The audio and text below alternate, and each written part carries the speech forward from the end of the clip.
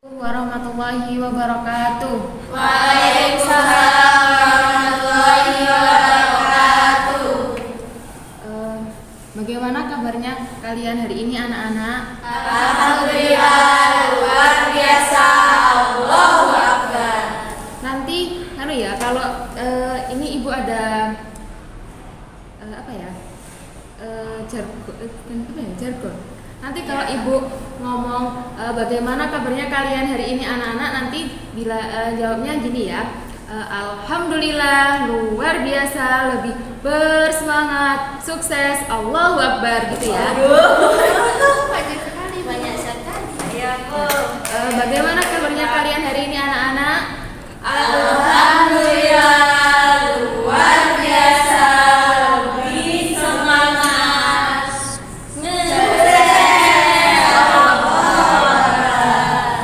Sekarang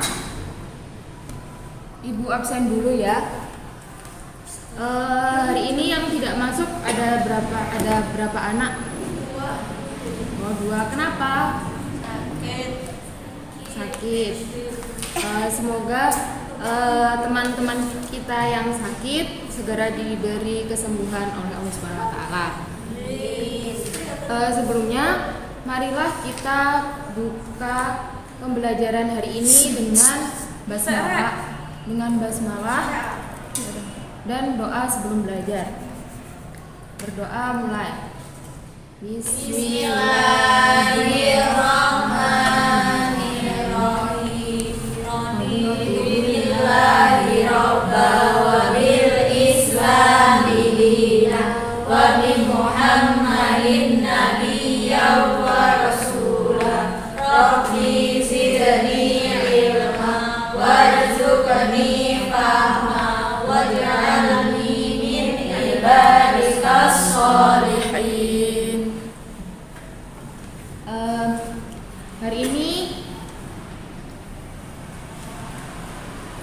Hari ini siapa yang tahu materi yang akan kita bahas? Ya, benar. Hari ini kita akan membahas konflik sosial. Ada yang tahu nggak apa itu konflik sosial? Itu pertengkaran, Bu. Pertentangan. Ya, bisa.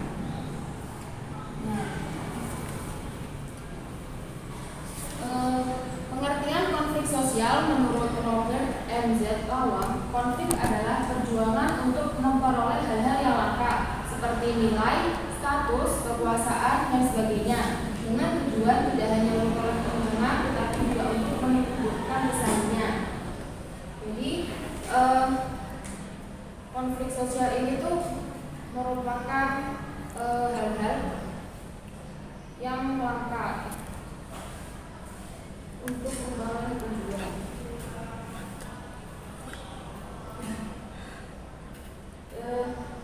Konflik ini terjadi karena beberapa benturan kekuatan dan kepentingan antara satu kelompok dan kelompok lain dalam rangka memperebutkan sumber-sumber kemasyarakatan seperti ekonomi, politik, dan budaya yang relatif terbatas. Kalian bisa tahu nggak apa saja faktor-faktor penyebab dari konflik sosial ini? Faktor-faktor penyebab konflik yaitu ada 4. Yang pertama yaitu perbedaan individu. Jadi manusia ini merupakan sesuatu yang unik ya, karena setiap orang itu memiliki pemikiran yang berbeda-beda. Seperti misalnya kalau kita ada diskusi kelompok, antara kelompok satu dan kelompok yang lainnya itu memiliki perbedaan pendapat. Terus yang selanjutnya yaitu perbedaan kepentingan. Jadi perbedaan kepentingan ini juga bisa menjadi faktor penyebab terjadinya konflik. Karena misalnya seperti si A ini memiliki kepentingan yaitu untuk memperoleh suatu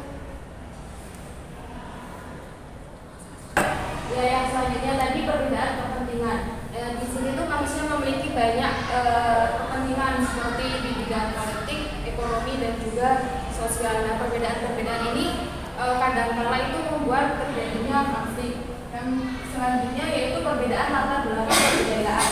Jadi di Indonesia ini kan memiliki banyak budaya ya, dari mulai suku, budaya, ras dan agama.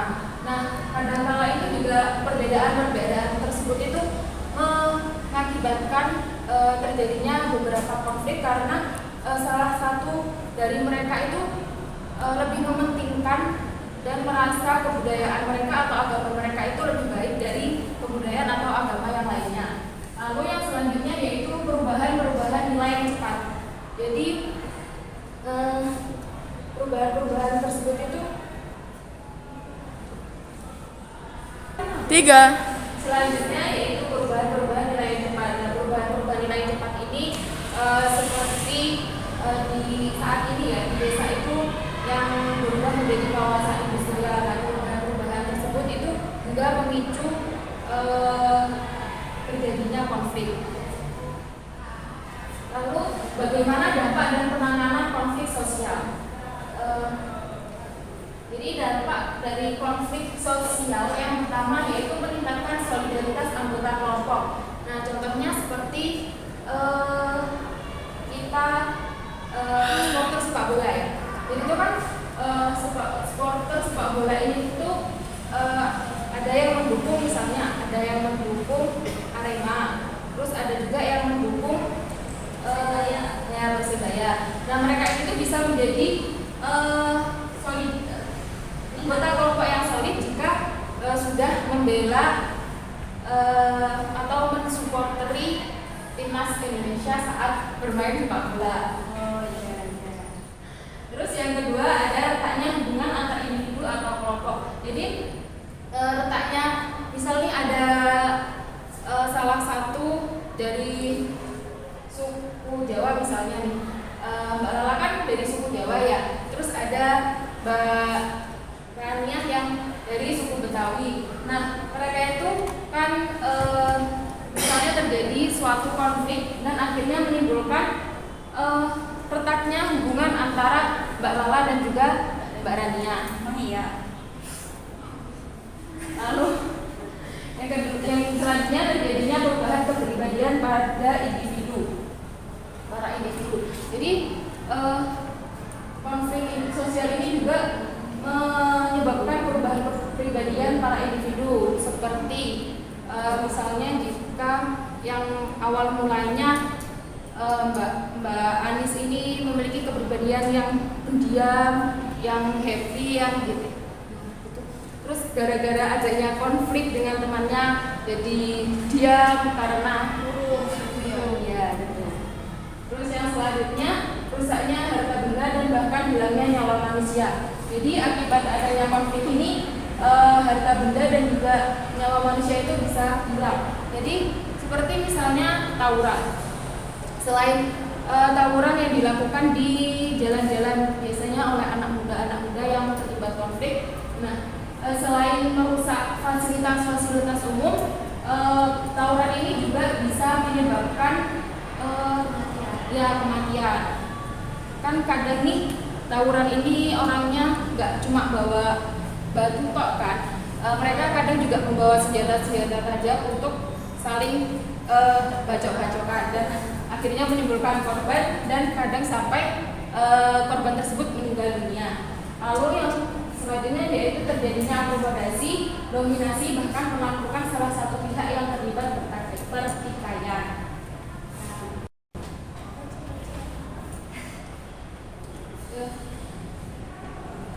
Yang selanjutnya yaitu penanganan konflik sosial.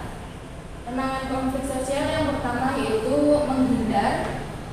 Menghindar ini kadang-kala itu karena adanya konflik dan mereka malas untuk menghadapi konflik tersebut, akhirnya seseorang tersebut lebih memilih untuk menghindar. Lalu yang kedua memaksakan kehendak.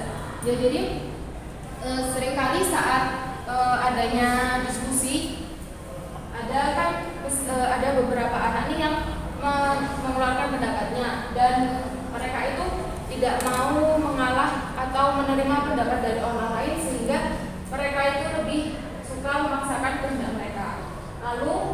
yang selanjutnya yaitu menyesuaikan keinginan orang lain. Jadi ada juga yang ketika terjadi ketika bermusyawarah atau menyampaikan pendapat, ada juga orang lain itu yang menyesuaikan keinginan mereka. Jadi yang selanjutnya tadi menyesuaikan keinginan orang lain. Jadi itu banyak kadang tuh mereka yang malas mengeluarkan pendapatnya lebih memilih untuk ikut-ikut temannya. Jadi mereka itu lebih memilih ya udahlah aku tak ikut aja gitu. Terus yang selanjutnya ada tawar menawar. Jadi penanganan konflik sosial tawar menawar ini seperti negosiasi gitu ya. Yang apa ya? Mereka itu saling menyampaikan pendapat mereka untuk untuk mendapatkan kesepakatan. Tidak jadi kesepakatan. Lalu yang selanjutnya yaitu kolaborasi. Kolaborasi ini mereka itu saling berkolaborasi atau menjadi satu bekerja sama untuk mendapatkan hasil kesepakatan untuk menyelesaikan konflik sosial tersebut. Lalu ibu akan menayangkan video, nanti kalian menyimak video tersebut dan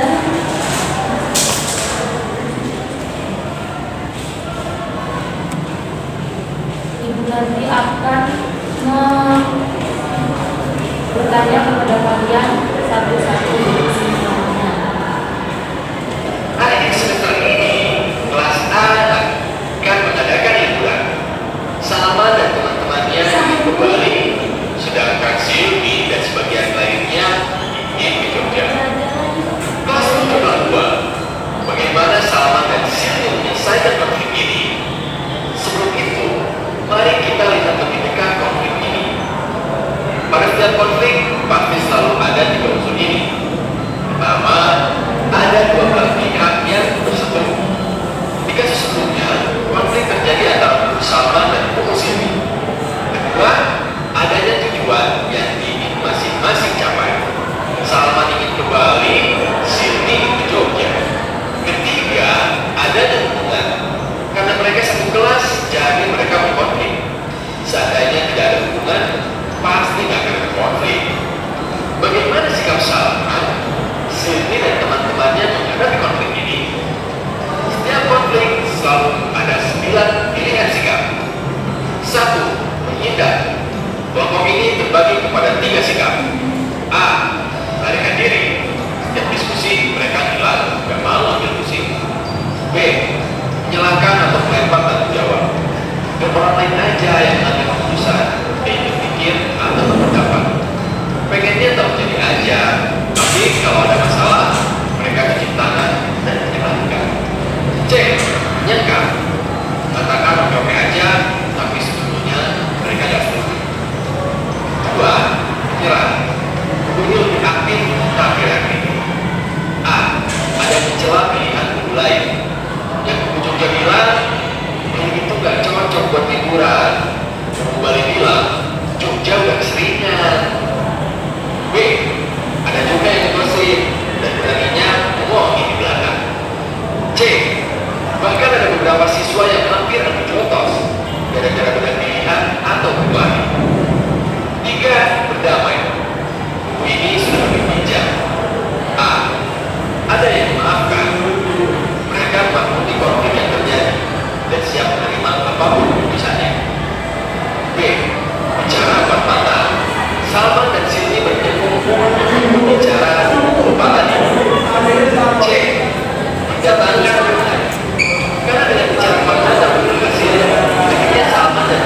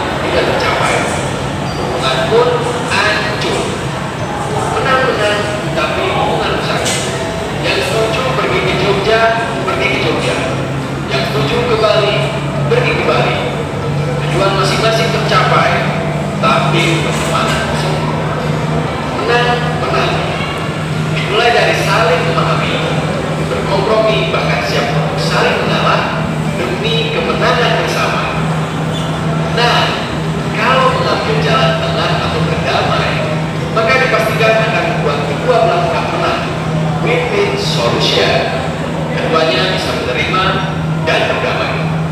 Salman dan Silvi sudah pakai simpang damai ini. Guru sudah memberikan solusi dengan mengusulkan tempat wisata lain yang kedua belah pihak bisa menerimanya. Sekarang masalah sudah selesai dan kelas kembali kondusif lagi. Kamu gak bisa menghindari konflik karena konflik udah bagian dari hidup. Tapi kamu bisa memilih cara menghadapinya. Pilihan kamu akan menentukan hubunganmu akan makin membaik atau malah makin memburuk. Nah, saat kamu mengalami konflik dalam kehidupan sehari-hari, kira-kira kamu mau ambil jalan yang mana? Ya. Jadi tadi salah satu video yaitu cara menyelesaikan konflik dengan simpang 9. Ada yang bisa mengulangi bagaimana cara menyelesaikan konflik dengan simpang 9? Coba Mbak Isna bisa diulang. Gimana nih cara menyelesaikan konflik dengan simpang 9 tadi? Jadi itu ada yang dengan cara berdamai, Ibu. Terus itu ada juga yang menyelesaikan konflik itu dengan adu jotos. Terus habis itu ada yang bergibah, ada yang mencela juga. Ya bagus, benar jawabannya Mbak Isna ya. Jadi cara menyelesaikan konflik ini tuh ada berbagai macam. Ada yang menghindar, ada yang menyelesaikannya dengan damai, dan ada juga yang saling mencela. Ada lagi yang bisa menyimpulkan dari video tersebut? Mbak Angel bisa menyimpulkan? Ya, untuk kesimpulannya ya, namanya konflik sosial kan ini ya, kok menurut saya itu biasanya berdampak pada hubungan tali persaudaraan yang semulanya baik-baik saja menjadi tidak baik-baik saja karena ada suatu konflik. Nah, terus untuk konflik sendiri itu tadi ada beberapa bentuk ya, bisa cara mendamai, terus itu tadi yang dikatakan oleh Mbak Isna itu tadi, bisa cara dengan mencela atau menghindar gitu. Nah, terus untuk penyelesaian dari konflik sosial itu sendiri itu dilakukan, kalau menurut saya itu lebih baik dengan diskusi atau dengan menyelesaikan dengan empat mata gitu, dengan orang yang mengalami konflik dengan kita ya, misal gitu. Itu kalau menurut saya kesimpulannya. Ya bagus sekali jawabannya Mbak Angel dan Mbak Isna. Beri tepuk tangan dulu dong. Oke.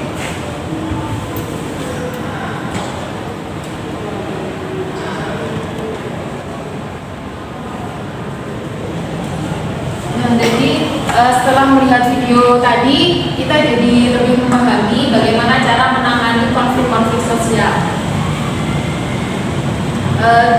Sekian ya dari Ibu. Ada yang ingin bertanya? Nggak ada, Bu. Oke, kalau nggak ada yang bertanya, untuk minggu depan anak-anak kalian belajar tentang konflik sosial ya. Soalnya kita besok minggu depan ada formatif, ada ujian ya, dan juga kuis. Ya Bu. Ya Bu. Dimohon anak-anak untuk minggu depan mempersiapkan materi konflik sosial Ya, Bu. supaya dapat nilai yang bagus ya di situ. Baik, kalau tidak ada yang ditanyakan, cukup sekian dari Ibu. Kurang lebihnya mohon maaf ya. Wassalamualaikum warahmatullahi wabarakatuh.